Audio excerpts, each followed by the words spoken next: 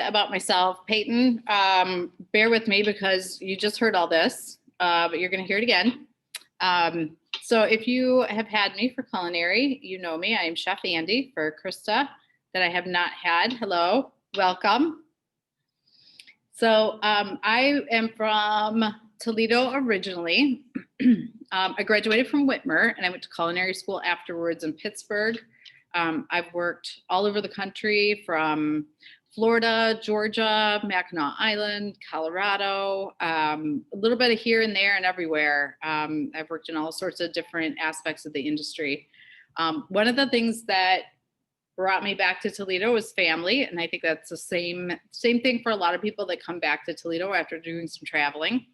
And you know, when I went to culinary school, it wasn't something that I was like, you know, as a little kid, I wasn't like, oh, I want to be a chef for the rest of my life. And I know that this is my career choice and this is where my passion is.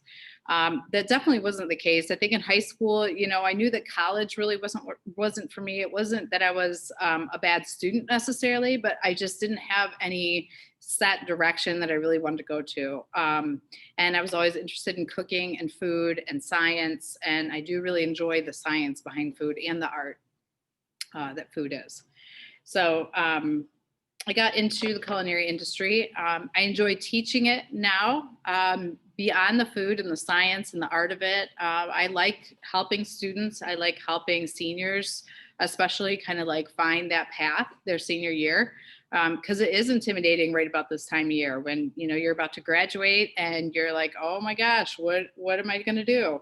I'm about to go into adulthood. So it's nice to, what career tech, any of the career tech does, is it really kind of gives you a plan and a path. Doesn't mean that you have to do it, but it gives you something that you can kind of hold on to and say, okay, like I've already got these certifications, I've already got this knowledge, I'm going to take this and move forward with it. Or you can decide to go another route. But our career tech programs really do a really nice job of that, of helping students find that path out. So let me go ahead and I'm going to share my screen. I have a little presentation for you about our culinary program.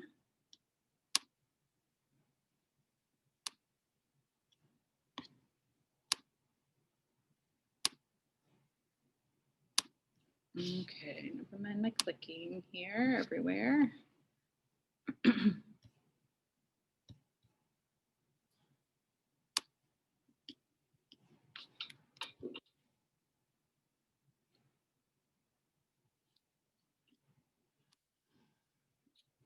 Can you guys see it okay? Yeah. Thank you. Feel free to jump in too at any time if you have questions or comments. Just go ahead and unmute and or you can put something in the chat. I'll keep an eye on the chat bar too. So our kind of saying here in class is don't wait for opportunity, create it. And I try to express to students from the get-go that this is not a home ec class. Yes, we learn how to cook and we do eat. We eat a lot. But it is not just about cooking. It's about learning how to work. So it is a career tech class. So that's where the focus is, not necessarily just cooking. It's about learning how to use the equipment, how to do inventory, how to create menus, how to do the math to be able to know how much to charge for your menu items. It's all the aspects that you could want in a culinary industry, not just cooking. 10th grade year, it's one semester class for one period, and we call it our intro class, and that gives you sort of a start and a beginning to the culinary program, an idea of what's ahead. It helps kind of get some basic skills down. One of the questions that some other groups have asked me is, if you don't take culinary 10th grade year, can you still take an 11th grade year? And yes, you can. So just because you missed out in 10th grade doesn't mean that you can't be in it 11th grade. So 11th grade, we call it Culinary 1. It's a full class or a full year long. 3rd, 4th, and 5th periods of the day are in culinary. So big 3-hour span. Lunch is part of that. Most of the culinary students decide to eat lunch here in the classroom because we're either cooking lunch and they want to eat their own food, or we have our cafe open. And they would rather eat the restaurant food than go down to the cafeteria, which is fine. Whoops. 12th grade is considered culinary 2.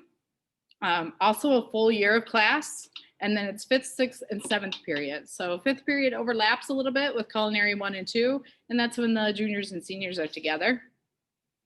3 hours goes really fast. There's very few days where it feels like culinary drags on. It usually is just makes your day go really fast. It's a very active class.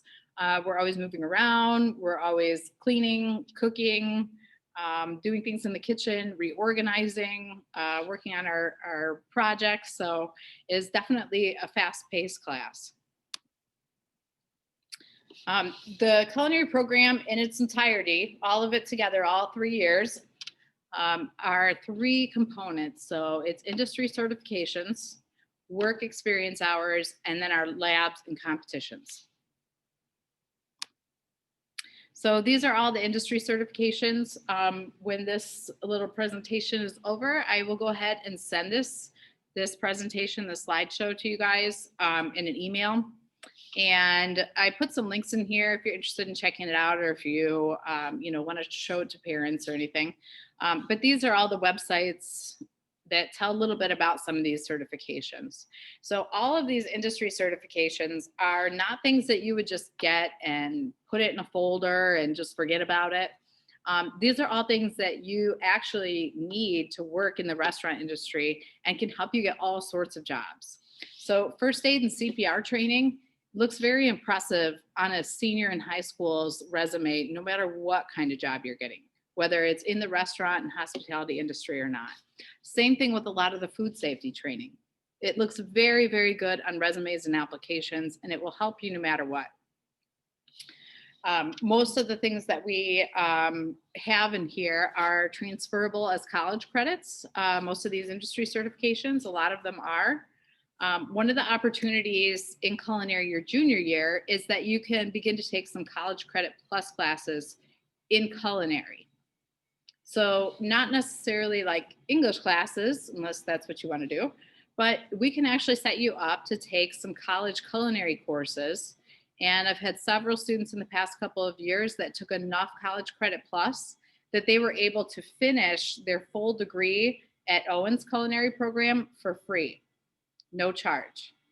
One of my former students just graduated and went to Owens. She finished in 1 year her degree for free. She won that scholarship, and then she just applied to the CIA, which is the Culinary Institute of America in New York, and she got a scholarship that pays for 80% of her schooling there. So pretty cool. Nice stepping stone there. It is possible. And she is a student who works full time now, but I guess she was working part time then. So, it is possible to do those things. And I am happy to help with that. The next part is our experience hours. So all career tech programs count work experience hours, right? That's part of like what it takes to get you to graduate the program. In culinary, our program that we use, which is called ProStart, it requires 400 hours of work experience. That's a lot. That's more than any other career tech program. 250 of those hours are gained by working in the student-run cafe. It's called the Golden Eagle Cafe, and there's a little link to it down here. That's our website. We're also on Facebook, Instagram. We're on Twitter too. And that'll show you like our menu, a little more information about some of our pricing, how you pay. And that's also a good link to sweatshirts and masks and beanies and stuff like that too. So 250 of those hours are right here in our restaurant. We serve the public. We have servers, we have dishwashers, we have cooks, we have expediters. We have people taking carry-out food outside for curbside pickup. Everything that a normal restaurant would have is exactly what we do here in our cafe when it's open. So it's great experience. I was just having this discussion the other day with some of my juniors that when I went to culinary school and when I was in high school, I didn't get that experience. So my very first job in a restaurant was terrifying. So we kind of get past that moment here in class and we get all those jitters out and all of the initial training done so that students feel a lot more confident afterwards that they can go out and get a job in a good restaurant. And with all those credentials, you can get a really good paying job. The other 150 hours are gained by working in internships, volunteer opportunities, and paid jobs. So if you currently have a job, you can count those hours as long as it's hospitality related to some extent, to any extent really. And then, if you need to gain those more hours, I kind of help place students into volunteer opportunities or internships. And I never drop you guys into jobs with like Chef Ramsay's, where all they want to do is make you peel potatoes for 5 hours and yell at everybody. That's never the case. I like to place students in jobs that with chefs who actually like to teach them, where you're going to learn and gain more industry experience, because that's the whole point of it. The more experience you can get in a program like this, the more money you can make outside of high school and the better jobs you can get, the more secure you can be. 90% of people, all people, have worked in the restaurant or food service industry at some point in their lives, whether it's bartending, serving, dishwashers, bussers, barbacks, cooks, chefs, caterers, whatever it may be. Most people have worked in this industry at some point in their life. That's our logo for this year. I just added that because I thought it was fun. But every year we make new culinary sweatshirts that you can buy and purchase, and it helps make money for our program. And that's what this year's look like, because we were mostly remote this year. All right, and then the third component is the classroom labs and competitions component. And this is just such a small part of it. We do so much more than this, but this is just kind of a good outline of all the different fun things we do. Pumpkin and fruit carving. We do garnishing and plate presentation, competitions and labs. We learn knife skills. We do some meat and poultry fabrication. We did a pie making competition in the past. Last year, we were not able to do it because of COVID. But this year, I'm hoping that it happens again, or even the beginning of next school year. We do some blind taste testing. Peyton, you might remember that from last year. It's always really funny, lots of laughs. It's to see how well our palates are when we have other things taken away from us, like we play really loud music, so you really can't hear anything, and it's kind of disorienting. And then you put a blindfold on and you try to guess different condiments and spices. So that's pretty fun to do. And it's kind of like one of those activities that's like a trust building activity. Lots of good times. Holiday sugar sculptures. We go on a field trip to Owens Community College and go into their baking and pastry lab, which is pretty impressive. And we learn how to do pulled sugar and make big sugar sculptures and edible sculptures around holiday times. And then that's competition amongst our classes as well. We do Easter cakes to learn a little bit about cake decorating and pastry. We learn about different world cuisines and eat different world cuisines. We have Clay's Best Pizza competition that we're going to start this year in second semester. So that's something I'd like to keep going. We do several chocolate and candy labs, especially for fancy events like prom. A lot of times we'll do custom made chocolates. Last year we got a ice cream machine, so that was pretty cool. We had homemade ice cream that we could eat throughout the year. That was fun. We make a lot of shaker salads, and students take those out on carts and do like door-to-door service throughout the school, where they sell the shaker salads as a fundraiser for our program. And they sell it to all the teachers and staff throughout the building. So that's pretty cool. This year is the first year that we are starting the Food Truck Fest competition. So next year as juniors, if culinary is where you decide to go, see something in the chat, it's going to be really, really cool. Oh, nice, Krista. You love making pies. Perfect. Come to culinary and we'll win it next year. Last year we got second place, and I was impressed. That was like pretty much our first competition outside of the school. And that was against like other culinary programs and a bunch of different local bakeries. So it was pretty intense competition. It wasn't any home cooks at all. It was all professional people. So the students did really good. But yeah, so the food truck competition is pretty cool. We're building, I shouldn't say we are, the construction class is going to be building our food trucks for us. And they're going to be 2-dimensional. And then the art class is going to paint them for us to look like food trucks. And they'll have sort of like a window that opens just like a regular truck would. And then the culinary students are going to be creating the menu, cooking the food, and actually selling it and serving it as a competition. So that is really exciting. We received a really great grant to be able to get all of the equipment for it. Students will have to set up their own portable kitchen and then have the actual health inspector come and give them the inspection for their license for the day. So it's really a cool project. A lot of people are really excited about it. I know the students are really excited about it. And we have been looking at a lot of pictures of food truck food. It always makes me very hungry. All right, what time do we have here? All right, we're looking good. Okay, so the last page on this is just some different things. If you didn't see them before, this is the link to our 3D classroom. So these were pretty cool. I find that if I'm on my computer, it's easier to look at it with using the arrows than it is the mouse button. So this is our classroom and dining room out here. Not this past summer, but the summer before, we remodeled and repainted the entire dining room, gave it a bit of a facelift, got some new logos for our program, new tables, chairs. There's our coffee station, coffee machine. And then the kitchen, which is, it's always a little intimidating at first to people because it is all commercial equipment. But like I said, it's not a home ec class. It's a class that teaches you how to work in the industry.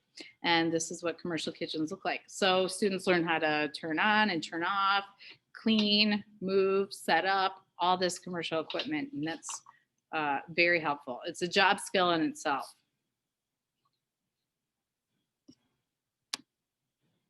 And then just to kind of wrap it up here, there's some fun culinary pictures.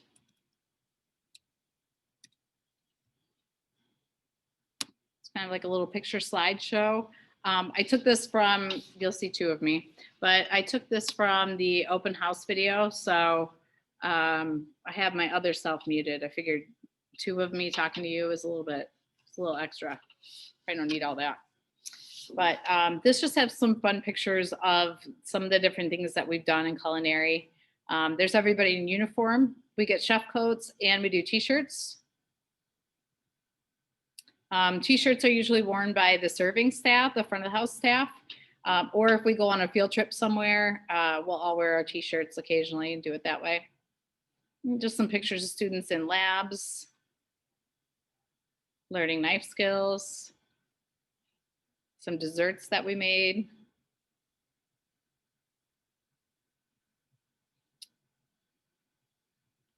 Fruit cutting. Almond cookies, one of my favorites. This was sort of the end of a lab where we did some Asian food and then we made green tea cakes. So these cupcakes were made from green tea and so is that cake right there. So that was different.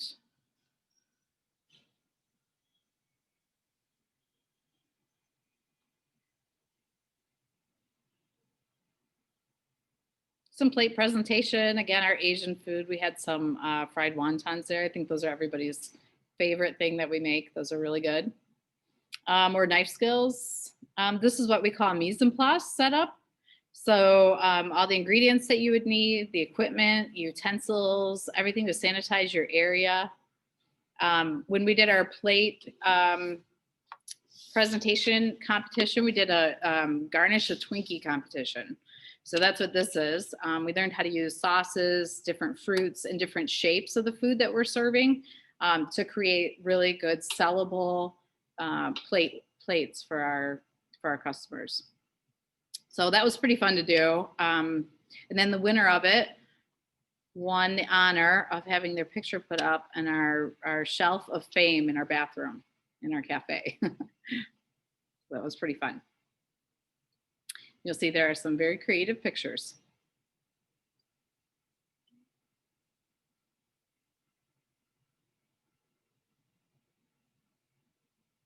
I saw There's mine. tamales. Wow. We had a tamale lab. We've got a whole assembly line going there. Fresh pasta. We had fresh pasta on our menu for a while, and we were making a ton of it. Our pumpkin carving competition. We had like these really awesome knives, this knife set that was from Thailand with these really nice little thin knives on it that we use. And we also use Dremel tools too. So a little bit of power tools and a little bit of old school skills tools. That was a fun lab. I don't know why these pictures are mini, but there are some pictures of our blind taste testing. I wish that would have came out a little bit bigger because they're funny. There's our Easter cakes that we made. Some of these were actually made out of cake. Others were made out of like Rice Krispies or other building materials. And then these are some pictures of our events and some of our food that we've done for our cafe. There's the pie competition. They were peanut butter chocolate cookie pies. They were so good. Very good.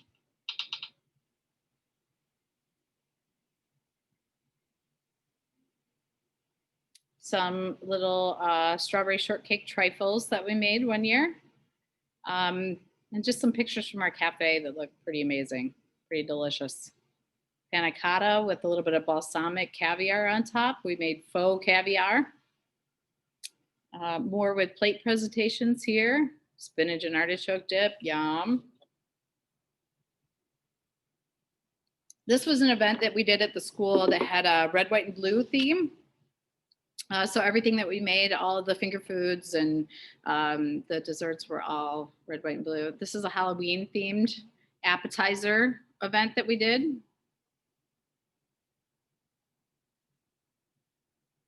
I think we outdid ourselves though, because I felt like nobody wanted to eat these because they were so scary. Eyeballs and fingers and spiders, but it was a lot of fun making them.